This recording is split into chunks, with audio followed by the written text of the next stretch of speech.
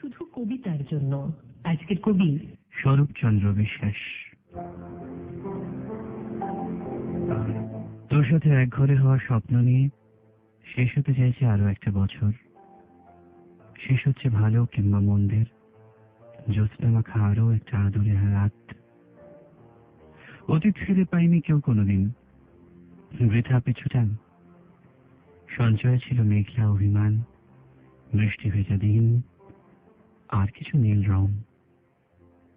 স্বপ্নেরা তবু আজও স্বপ্ন সাজায়, দিঘির জলে ছায়া পড়ে, পাতা ঝরে বিকেলের গায়ে।